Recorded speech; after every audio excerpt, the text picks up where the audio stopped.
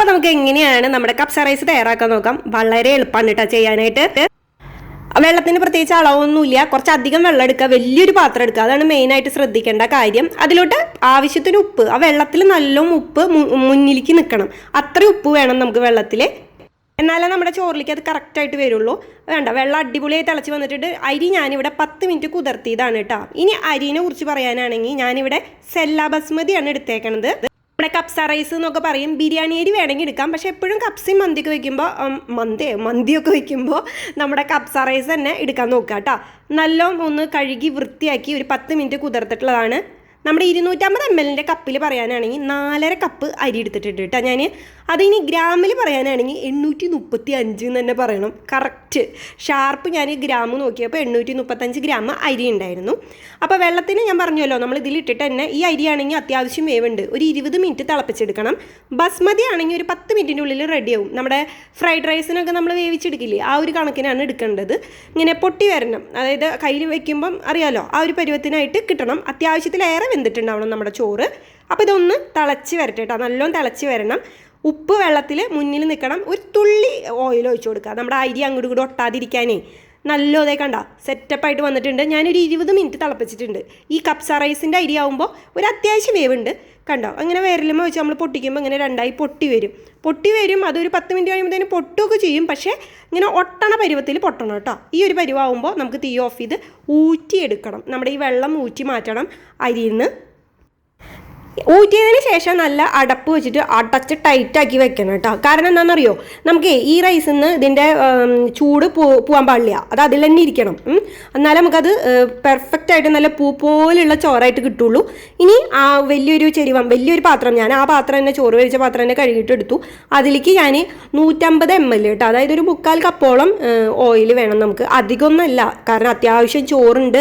നമുക്ക് 1 കിലോ ചിക്കനിലേക്ക് നമുക്ക് ഒരു കിലോ 3/4 കിലോത്തിന് അടുത്ത് നമ്മൾ അരി തന്നെ എടുത്തിട്ടുണ്ട്. അപ്പോൾ അതിലേക്ക് ഈ ഓയിൽ ആവശ്യമാണ് കേട്ടോ, അധികമൊന്നുമല്ല. പിന്നെ ഇതിലോട്ട് നമുക്ക് 2 വലിയ സവോള, നമ്മൾ വിചാരിക്കും ഇത്രയും ഇതിലേക്ക് നമുക്ക് ഇത്ര സവോള മതിയോന്ന്. ഇതിലേക്ക് അധികം മസാല വേണ്ട, അങ്ങനെ കൂടിക്കുഴഞ്ഞ് കിടക്കണ പരിവല്ല നമുക്ക് വേണ്ടത്. 2 സവോള ക്യൂബായിട്ട് അരിഞ്ഞത് കേട്ടോ, നീളത്തിൽ അരിയരുത്, ക്യൂബ് തന്നെ വേണം. ഇനി ഇതിലോട്ട് നമുക്കൊരു 4-5 പച്ചമുളക്, ബാക്കിയുള്ള മസാലകൾ ഞാൻ പറഞ്ഞുതരാം. ഒരു 3 വലിയ കഷ്ണം കറുവപ്പട്ട, ഒരു 6 ഏലക്ക, പിന്നെ 1 ടേബിൾ സ്പൂണ് നല്ല ജീരകം, പിന്നെ ഈ സൈഡിൽ 6 നമ്മുടെ ഗ്രാമ്പു എടുക്കുന്നുണ്ട്, പിന്നെ അതുപോലെ 1 ടേബിൾ സ്പൂണോളം കുരുമുളക്. ഇത്രയാണ് നമുക്ക് മസാല വേണ്ടത്. അത് ഇതിലേക്ക് ഇട്ടിട്ട് നല്ല മൂപ്പിച്ചെടുക്കണം. പൊട്ടിത്തെറിക്കാൻ നല്ല ചാൻസ് അല്ല, ഇവിടെ പൊട്ടിത്തെറിക്കലൊക്കെ ഉണ്ടായി ഞാൻ, പക്ഷെ അത് വീഡിയോയിൽ കാണിച്ചില്ല. പച്ചമുളകും കുരുമുളകൊക്കെ ഒന്ന് പൊട്ടിത്തെറിക്കാൻ ചാൻസ് ഉണ്ട് ഓയിലിൽ വീഴുമ്പോൾ. ഇനി ഇതിലോട്ട് 1 ടേബിൾ സ്പൂണ് നമ്മുടെ ജിഞ്ചർ ഗാർലിക് പേസ്റ്റ് കേട്ടോ, ഞാനത് വീട്ടിൽ തന്നെ അരച്ച് വെച്ചിട്ടുള്ളതാണ്. അത് ചേർത്ത് കൊടുക്കുക. അതിൻ്റെ പിന്നാലെ തന്നെ അത് പല്ല് പോയ പോലെ ഉണ്ടാവും വെളുത്തുള്ളി അല്ലേ, അത് 2 എണ്ണ ഞാനത് കഴുകാൻ എടുത്ത സമയത്ത് അന്ന് 2 എണ്ണം കൊഴിഞ്ഞു പോയതാണ്. അപ്പോൾ അത് ഒരു വെളുത്തുള്ളിയുടെ വലിയൊരു കുടം അങ്ങനെ ചേർക്കുക. 4 തക്കാളി വേണം നമുക്ക്, വെള്ളം ചേർക്കാതെ മിക്സിയിൽ നല്ല അടിച്ചെടുക്കുക. ആ 4 തക്കാളിയും ഈ വെളുത്തുള്ളിയും ആ മസാലയും ഒക്കെ ചേർത്തിട്ട് ഒന്ന് മൂപ്പിച്ചെടുക്കണം. ഒരു 4-5 മിനിറ്റ് മൂപ്പിച്ചെടുത്താൽ മതി കേട്ടോ. ഇനി ഇതിൻ്റെ പിന്നാലെ നമുക്ക് ഇതിലേക്ക് വേണ്ട മസാലകൾ വളരെ കുറച്ചേ വേണ്ടൂ, കുറേ ഒന്നും വാരി വലിച്ചിടരുത്. 1 ടീസ്പൂണ് നമ്മുടെ മുളക് പൊടി, അതുപോലെ 1 ടീസ്പൂൺ തന്നെ കുരുമുളക് പൊടി. പിന്നെ ഇതിൻ്റെ പിന്നാലെ നമുക്ക് വേണ്ട ആവശ്യമുള്ള സാധനമാണ് മല്ലിപ്പൊടി 1 ടീസ്പൂണ്. ഇത് 3 നമുക്ക് ഓരോ ടീസ്പൂൺ വീതം വേണം കേട്ടോ. നല്ല ഒന്ന് ചൂടാക്കി എടുക്കുക. കൂടുതൽ ഇടരുത് കേട്ടോ, ഞാൻ വീണ്ടും എടുത്ത് പറയുകയാണ്. കൂടുതൽ ആവശ്യമില്ല, ഇത്രേ വേണ്ടൂ നമുക്ക്. ഇനി ഇതിലോട്ട് നമ്മൾ നല്ല ജീരകം, നമ്മുടെ നേരത്തെ നമ്മൾ ഇട്ടില്ലോ ചെറിയ ജീരകം അവിയലിലേക്ക്, ആ ജീരകം തന്നെ പൊടിച്ചത് അതൊരു 1 ടീസ്പൂണ് വേണം.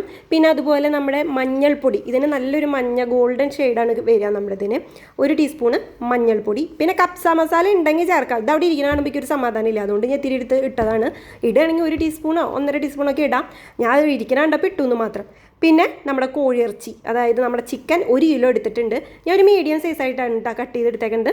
നിങ്ങൾക്ക് വലിയ പീസായിട്ട് 4ആയിട്ടൊക്കെ മുറിച്ചിടുന്ന പോലെ നമുക്ക് കടയിൽ നിന്നൊക്കെ കിട്ടുന്ന പോലെ വേണമെങ്കിൽ അങ്ങനെ ഇടാം. മസാല പിടിക്കാൻ ഒന്നുകൂടി എളുപ്പമായതുകൊണ്ട് ഞാൻ ഈ ഒരു രീതിയിൽ എപ്പോഴും ഞാൻ അങ്ങനെ തന്നെയാണ് മുറിച്ചിടാറ്. അപ്പോൾ അതൊന്ന് നല്ലൊന്ന് ചൂടാക്കി എടുക്കണം. നമുക്ക് ഇതിലേക്ക് വെള്ളം ഒന്നും ഒഴിക്കരുത്. ഒരു മീഡിയം ഫ്ലെയിമിൽ വെച്ചിട്ട് ഒന്ന് ചൂടാക്കി എടുക്കുക. ഒരു 5 മിനിറ്റ് ഒന്ന് ചൂടായാൽ മതി. ആ 5 മിനിറ്റ് കഴിയുമ്പോഴത്തേനും അതിലേക്ക് 5 മിനിറ്റ് ഒന്നും വേണ്ട കേട്ടോ, 2-3 മിനിറ്റ് ഒന്ന് ചൂടാക്കുക. അതിൻ്റെ പിന്നാലെ തന്നെ ഒരു 2 ടീസ്പൂണ് ഉപ്പ് വേണ്ടി വരും. നിങ്ങളുടെ രുചിക്ക് അനുസരിച്ച് ആദ്യം ഒരു 1.5 ടീസ്പൂൺ ഉപ്പ് ചേർക്കാൻ ഞാൻ 2 ടീസ്പൂണോളം ചേർത്തു. ഞങ്ങളിവിടെ നന്നായിട്ട് ഉപ്പ് വേണം, എന്നാലേ ഞങ്ങൾക്ക് ചോറിനൊക്കെ ഒരു ചൊടി തോന്നാറുള്ളൂ. അപ്പോൾ അത് നിങ്ങൾ നോക്കിയിട്ട് ചേർക്കുക. നമ്മുടെ ചിക്കൻ ഒരു 5 മിനിറ്റ് നമ്മൾ മൂടി വെച്ചിട്ടുണ്ടായിരുന്നു. അതിന് ശേഷം വെള്ളമൊന്നും ഒഴിക്കരുത്. ഇനി ഇതിലോട്ട് നമ്മുടെ റൈസ് ഉണ്ടല്ലോ, കപ്സ റൈസ് വേവിച്ച് മാറ്റി വെച്ചിട്ടുണ്ടായിരുന്നത്, അത് ഇതിൻ്റെ മീതെ ഇടുക. പണി കഴിഞ്ഞു. ഇതിൽ കുറേ വെള്ളം ഒഴിക്കാനും അങ്ങോട്ടൊഴിക്കാനും ഇങ്ങോട്ടൊഴിക്കാനും ഒന്നിനും നിൽക്കണ്ട. നല്ല പൂ പോലെ പഞ്ഞിക്കുട്ടി പോലത്തെ ചോറായിട്ട് കിട്ടും നമുക്ക്. ഇതിൻ്റെ മീതെ ഒരു 4-5 പച്ചമുളക് താത്തി വെച്ച് കൊടുക്കാം. ഇതിങ്ങനെ വെക്കുമ്പോൾ ഒരു നല്ലൊരു മണവും ഫ്ലേവറൊക്കെ കിട്ടും. ഇനി ഇതിൻ്റെ മീതെ നമ്മളിത് അടച്ച് ദം ചെയ്യാൻ പോവാണ്. ആ നേരത്തൊരു നമ്മുടെ അലുമിനിയം ഫോയിൽ വെക്കുക. എന്നിട്ട് എല്ലാ സൈഡും ഇങ്ങനെ നല്ല അടച്ചു കൊടുത്തിട്ട് നല്ല മേയർ നിൽക്കണം. നമുക്ക് കുറച്ചധികം നേരം നമുക്ക് ദമ്മിടേണ്ടതാണ്. അപ്പോൾ അത് നമുക്കൊരു 45 മിനിറ്റ് ദമ്മിടണം. ലോ ഫ്ലെയിമിൽ അവിടെ ഇരുന്നോട്ടെ കേട്ടോ. തീ കൂട്ടി വെക്കരുത്, ലോ ഫ്ലെയിമിൽ അവിടെ ഇരിക്കട്ടെ. ഞാൻ ഇവിടെ 1 കപ്പ്, അത് ഓരോരുത്തരുടെ ഇഷ്ടം, നമ്മൾ ഒരു പിടി ബദാം തൊലി കളഞ്ഞിട്ട് ഞാൻ എടുത്തിട്ടുണ്ട്. അതുപോലെ തന്നെ കുറച്ച് സവോള വറുത്തെടുക്കണം. ആ ബദാമും നമുക്ക് വറുത്തെടുക്കണം. ഇതൊക്കെയെന്ന് വെച്ചാൽ നമ്മുടെ നാട്ടിൽ ബിരിയാണിയും ഇടുന്ന പോലെ ഇടില്ല, അരികിൽ വെക്കുള്ളൂ നമ്മൾ. ഈ ബദാമും ഒക്കെ അതുപോലെ ഒരു പിടി ക്യാരറ്റ് ഒക്കെ വറുത്തിട്ട് നമ്മുടെ നാട്ടിൽ തൊടുകറി എന്ന് പറയില്ലേ, ആ സംഗതി തന്നെ. പക്ഷേ ഇത് കൂട്ടി ഇളക്കില്ല കേട്ടോ. നമ്മൾ അരികിൽ വെച്ചിട്ട് ഇത്തിരിച്ച് നമ്മുടെ ഈ ചോറിൽ മിക്സ് ചെയ്ത് കഴിക്കാൻ നല്ല ടേസ്റ്റാണ്.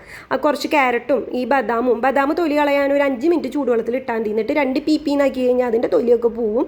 അപ്പോൾ അത് തലേദിവസം വെള്ളത്തിലിടുക അങ്ങനെയൊന്നും ചെയ്യേണ്ട. ഒരു 5 മിനിറ്റ് ചൂടുവെള്ളത്തിൽ ഇട്ട് വെച്ചാൽ മതി. കുറച്ച് ഉണക്കമുന്തിരിയും ഒക്കെ വറുത്ത് കോരുക. പിന്നെ നമ്മുടെ ഇതിലേക്ക് വേണ്ട ചട്ടിനി, ഒരു 2 തക്കാളിയും ഒരു 2 പച്ചമുളകും ആദ്യം മിക്സിയിൽ അടിച്ച് വെച്ചിട്ടുണ്ട്. പിന്നെ ഇത് വിജയ ചേട്ടനാട്ടാ ചെയ്ത് തന്നത്. നല്ല അടിപൊളിയായിട്ട് ചെയ്യും ചേട്ടൻ. പിന്നെ മല്ലിയില നമ്മൾ ആ മിക്സിയിലിട്ട് അടിക്കാറില്ല, അരിഞ്ഞിട്ട് അതിൻ്റെ മീതെ വെതറ് ചെയ്യാറ് ചട്നിയിൽ. അപ്പം നല്ല സ്വാദാണ്. നമ്മുടെ ദമ്മ് ഇവിടെ പൊട്ടുകയാണ് 45 മിനിറ്റുകൾക്ക് ശേഷം. കണ്ട അടിപൊളിയായിട്ട് വന്നിട്ടുണ്ട്. ലോ ഫ്ലെയിമിൽ വെച്ചോളൂ 45 മിനിറ്റ്, ഒരു പേടിയും പേടിക്കണ്ട. അതിന് ശേഷം കണ്ട ചോറിരിക്കുന്ന ഇരിപ്പ് നോക്കിയേ. ഒരു 45 മിനിറ്റ് കഴിഞ്ഞ് തീ ഓഫ് ചെയ്തിട്ട് ഒരു 10 മിനിറ്റ് ഞാൻ അവിടെ വെച്ചു കൂട്ടാം നമ്മുടെ ചോറ്. അപ്പം തന്നെ തുറന്നില്ല. കണ്ട ഒലർന്ന് നല്ല പഞ്ഞിക്കുട്ടി പോലത്തെ ചോറാണ്. നമ്മൾ കടയിൽ നിന്നൊക്കെ മേടിക്കണ പോലത്തെ നല്ല ഫ്ലേവറും ഒക്കെ ഉണ്ടാവും ആ ചിക്കൻ കപ്സയുടെ. അടിപൊളി റൈസായിരുന്നു. അപ്പോൾ ഇത് ഞാൻ ഫോട്ടോ കൂടി എടുക്കണമല്ലോ, അപ്പോഴത്തേക്ക് ഒരു ഭംഗി ആയിക്കോട്ടെ എന്നൊക്കെ വെച്ചിട്ടാണ് ഞാൻ പേടിച്ച് വരച്ചിട്ടാണ് ചോറ് അങ്ങോട്ടും ഇങ്ങോട്ടും ഒക്കെ ഇടേണ്ടത്. അപ്പോൾ നിങ്ങളത് ആദ്യത്തെ മീതത്തെ ചോറൊന്ന് മാറ്റി വയ്ക്കാം. അതെപ്പോഴും അങ്ങനെ തന്നെ ചെയ്താലും മതി. ഇതിപ്പോൾ അത്യാവശ്യം റൈസ് ഉണ്ടല്ലോ. അപ്പോൾ കണ്ട പൊന്നിൻ്റെ നിറം പോലെയല്ലേ ആ ചോറിൻ്റെ കളർ. നോക്കി എന്ത് രസമാണ് കാണാൻ. എനിക്ക് ഫുഡിൻ്റെ കളറ് ഭയങ്കര ഇതാട്ടോ. എനിക്ക് എപ്പോഴും അത് പ്രിപ്പയർ ചെയ്ത് കഴിഞ്ഞാൽ അത് കാണാൻ ഭയങ്കര താല്പര്യമാണ്. അതാ നമ്മൾ വിചാരിച്ച കളറിൽ കിട്ടുമ്പോൾ. കണ്ട ചിക്കനൊന്നും കരിഞ്ഞു പോവേ ഒന്നും ഉണ്ടായിട്ടില്ല. നല്ല സോഫ്റ്റായിരുന്നു, ഹാർഡായിട്ടുണ്ടായിരുന്നില്ല ചിക്കൻ്റെ. നമ്മൾ ചിക്കൻ കഴിക്കുന്ന നേരത്ത് അടിപൊളിയായിട്ട് വന്നു. ഇനി ആ മസാല ആ ചോറും കൂടി ഒന്ന് ഇളക്കിയിട്ട് നമുക്ക് സെർവ് ചെയ്യാം. നല്ല ആവി പറക്കുന്ന കപ്സ, നമ്മുടെ കുറേ മസാലയും വെള്ളമൊക്കെ ആയിട്ട് ഇങ്ങനെ ഒട്ടിയിട്ടുള്ള ചോറൊന്നല്ല, നല്ല ഒലർന്ന് കിടക്കണ ചോറ്. നമ്മൾ കടയിൽ നിന്നൊക്കെ മേടിക്കണ പോലത്തത്. അടിപൊളി, നല്ല ടേസ്റ്റ് തന്നെ. ഞാൻ ഇരുന്ന് തള്ളി മറിക്കണതല്ല. നിങ്ങൾക്ക് ഈ അടിപൊളി എന്ന് പറയുമ്പോൾ ഇത് എന്തിനാ അവനവ ഉണ്ടാക്കിയിരുന്ന് ഈ തള്ളി മറിക്കണേന്ന് തോന്നും. അല്ല, പക്ഷെ അത് നമുക്ക് ഇത്രയും പെർഫെക്റ്റായിട്ട് വന്നതുകൊണ്ട് ഞാൻ നിങ്ങളുടെ അടുത്ത് ഇങ്ങനെ ഇരുന്ന് പറയണതാണ് കേട്ടോ. തയ്യാറാക്കി നോക്കുക തന്നെ വേണം. കണ്ട ചിക്കനൊന്നും കരിഞ്ഞു പോവുക ഒന്നും ആയിട്ടില്ല. പിന്നെ നിങ്ങൾക്ക് വേണമെങ്കിൽ ഫുഡ് കളർ ചേർക്കാം കേട്ടോ. നമുക്ക് റെഡ് കളറും യെല്ലോ കളറും കൂടി മിക്സ് ചെയ്ത് ചേർക്കാൻ വേണമെങ്കിൽ ചിക്കൻ ഒന്നും കൂടി ഭംഗിയാവാൻ. പക്ഷേ ഞാൻ അത് ചെയ്യാറില്ല, എനിക്ക് തൃപ്തി ഉണ്ടാവില്ല കഴിക്കാൻ. പിന്നെ അത് ഞാൻ തൊടില്ല പിന്നെ അങ്ങനത്തെ കളറും കാര്യങ്ങളൊക്കെ ചേർത്താൽ. അപ്പോൾ നമ്മുടെ ചോറ് അടിപൊളിയായി വന്നിട്ടുണ്ട്. നമ്മളിത് കഴിച്ചത് നമ്മളൊരു ഷീറ്റ് താഴെ വിരിച്ചിട്ട് അങ്ങനെ ഇട്ടിട്ടാണ് കഴിച്ചത്. ഞങ്ങളത് വീഡിയോ ഒക്കെ എടുക്കണം എന്ന് വിചാരിച്ചു. പിന്നെ മടി കാരണേ അതൊക്കെ ഒരു നാണക്കേട് പോലെ, അതായത് ഒരു മടി, ഇത് കാണിക്കുമ്പോൾ നിങ്ങൾ എന്താ വിചാരിക്കുക എന്നൊക്കെ വിചാരിച്ചിട്ട് ഞങ്ങളത് ഷൂട്ട് ചെയ്തില്ല. പക്ഷെ അത് ഷൂട്ട് ചെയ്തെങ്കിൽ നിങ്ങളെ കാണിക്കായിരുന്നു എന്ന് ഇപ്പോൾ തോന്നുന്നു. പിന്നെ നമ്മൾ ഈ മാറ്റി വെച്ച അണ്ടിപ്പരിപ്പ് മുന്തിരിയൊക്കെ വറുത്തത് അതിൻ്റെ മീതെ ഇടണം എന്നില്ല ഇതുപോലെ കേട്ടോ. ഞാൻ നിങ്ങൾക്ക് ജസ്റ്റ് ഒന്ന് ചുമ്മാ ഫോട്ടോ എടുക്കാനായിട്ട് ഭംഗി കിട്ടുമെന്ന് അറിയാൻ വേണ്ടി ഇട്ട് നോക്കിയതാണ്. നേരത്തെ ഞാൻ പറഞ്ഞ പോലെ തൊടുക്കറി പോലെ നമ്മളത് അടുത്ത് വെക്കുകയാണ് ചെയ്യുക. നമ്മുടെ ആ ചട്നിയുടെ കൂടെ തന്നെ നമ്മൾ റൈസ് കഴിക്കുമ്പോൾ ഒപ്പം കഴിക്കുകയാണ് ചെയ്യുക. ഇതിപ്പോൾ നമുക്ക് 6 പേർക്ക് വയറ് നിറച്ച് കഴിക്കാം. അത്രയും ക്വാണ്ടിറ്റി ഉണ്ടാവും. 6-7 പേർക്ക് വരെ നമുക്ക് കഴിക്കാനുള്ളത് റൈസ് കിട്ടും കേട്ടോ അതിന്ന്. അപ്പോൾ ദമ്മിടുന്ന കാര്യം നിങ്ങൾ മറക്കരുത്. 45 മിനിറ്റ് ലോ ഫ്ലെയിമിൽ, അത് കഴിഞ്ഞിട്ട് ഒരു 10 മിനിറ്റ് അവിടെ തുറക്കാതെ വെച്ചോളൂ കേട്ടോ. അതും ശ്രദ്ധിച്ചോളൂ. അപ്പോൾ ലൈക്ക് ചെയ്യാനും കമൻറ്റ് ചെയ്യാനും ഷെയർ ചെയ്യാനും ഒന്നും മറക്കല്ലേ.